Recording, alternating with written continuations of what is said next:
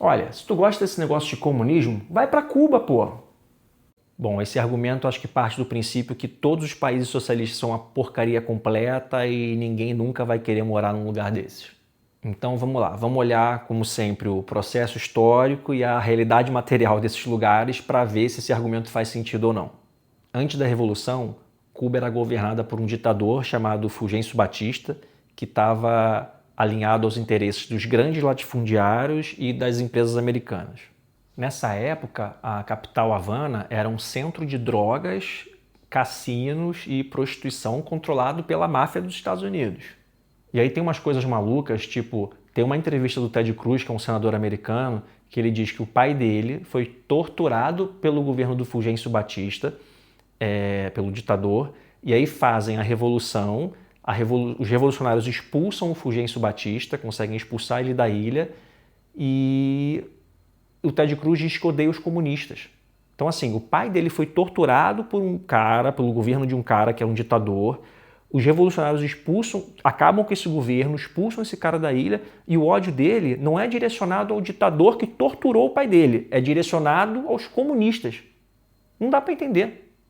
Logo depois da Revolução, os Estados Unidos impuseram um embargo econômico a Cuba.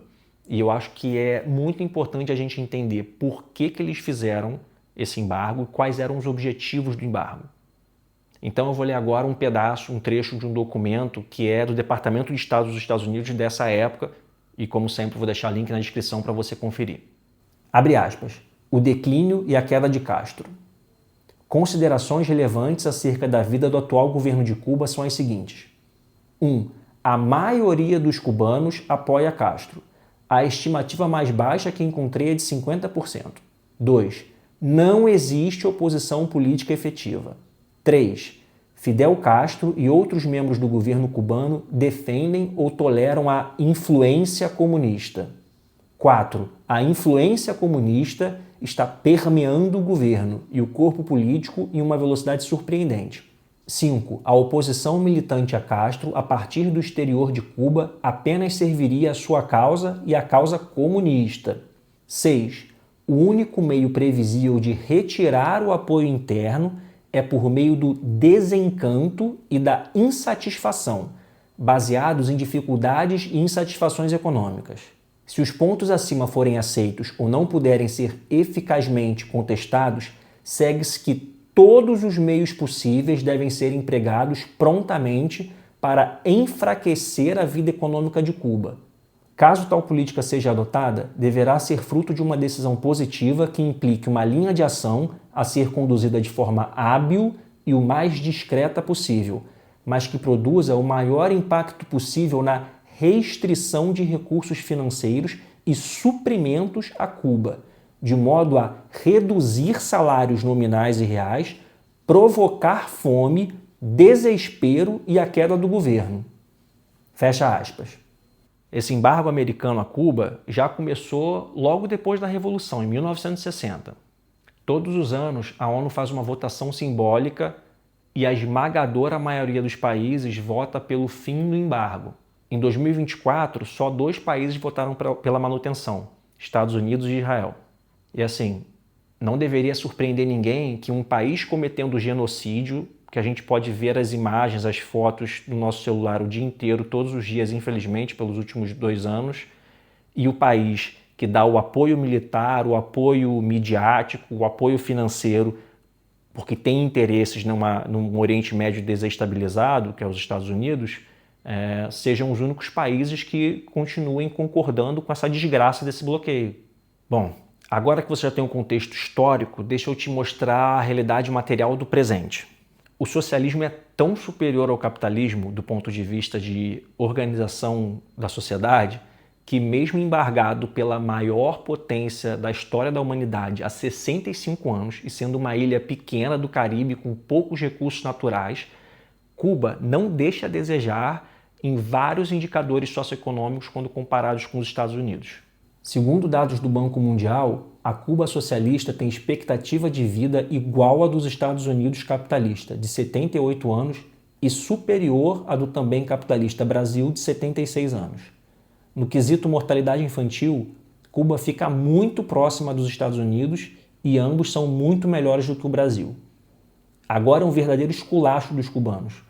Quem diria que um país onde a educação é um direito de fato e a saúde é vista como prioridade teria uma quantidade de médicos muito maior do que os países capitalistas proporcionalmente ao tamanho da população.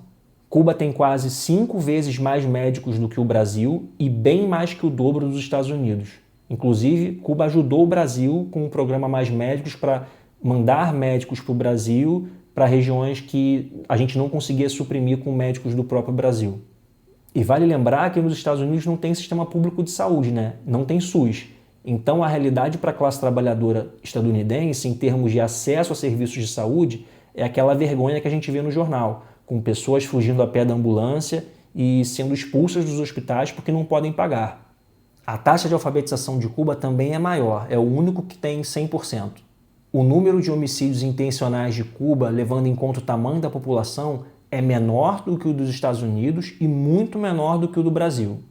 Voltando aqui, isso tudo que eu mostrei quer dizer que eu acho que Cuba é um paraíso, que não tem problema nenhum? É claro que não. Mas o ponto é que, mesmo embargado há 65 anos, sendo uma ilha do Caribe sem muitos recursos naturais, sob a liderança do Partido Comunista, o país consegue entregar uma qualidade de vida, um nível de dignidade para a população como um todo comparável à dos Estados Unidos, que é a maior potência da história da humanidade, que é o país mais rico do mundo. Bom, e também tem aquela pergunta clássica, né? Se Cuba fosse tão bom assim, ninguém ia querer fugir de lá. Que é uma pergunta que segue a lógica do Muro de Berlim, né? Das pessoas, daquelas imagens das pessoas fugindo da Alemanha Oriental para a Alemanha Ocidental e tem um muro para não deixar isso acontecer e tal. Bom, em primeiro lugar, isso é um exemplo clássico de viés de sobrevivência. Viés de sobrevivência é um erro de análise quando a gente foca numa pequena amostra. Quando a gente vai analisar uma população, a gente foca a nossa análise numa pequena amostra que passou por um determinado processo de seleção. Então, assim, a pessoa vai tirar suas conclusões de como Cuba é, se é bom ou se é ruim, baseado nas informações, nas conversas, nos relatos de um número muito pequeno de pessoas que passou por esse processo de seleção que fugiu de Cuba, quis fugir de Cuba, e vai ignorar o que toda a população de Cuba, que ficou em Cuba, que não quis fugir, que não tentou fugir, o que essas pessoas pensam do país. Um outro ponto é que esse tipo de observação ignora, mais uma vez, o contexto material, né, dos lugares. Por exemplo, um atleta cubano que teve acesso a tudo de graça para se desenvolver e a treinar e a virar um atleta de ponta no socialismo em Cuba. Ao mesmo tempo, esse cara não tem acesso a um patrocínio milionário da Nike, não tem acesso a um salário altíssimo num clube esportivo. Então, quando esse atleta vai disputar um campeonato mundial ou uma Olimpíada e recebe a oferta de um contrato milionário de patrocínio, por exemplo, é razoável imaginar que ele vai aceitar. Então, assim, isso quer dizer que Cuba é uma porcaria? Porque um atleta que teve tudo de graça para se desenvolver esportivamente, para desenvolver sua técnica, virar um atleta de ponta, teve acesso a isso tudo de graça no socialismo, e aí, quando estava adulto, já formado profissionalmente, resolveu aceitar uma oferta milionária de um país capitalista. Isso quer dizer que o país socialista é uma porcaria? Claro que não. E o exemplo inverso também existe. Tem um monte de estadunidense que hoje em dia vai para o Vietnã em busca de um custo de vida menor, de acesso a serviços de saúde, porque nos Estados Unidos só se você for rico ou tiver plano de saúde. E muitas vezes o plano de saúde está atrelado ao trabalho. Então o cara vai se aposentar, ao invés de ficar nos Estados Unidos, ele vende tudo e vai para o Vietnã. Mas eu não vejo ninguém falar que os Estados Unidos são uma porcaria e as pessoas estão fugindo de Nova York para se mudar para o Vietnã. Então, esses são apenas exemplos. O ponto aqui é que a gente não pode ignorar o contexto histórico e a realidade material.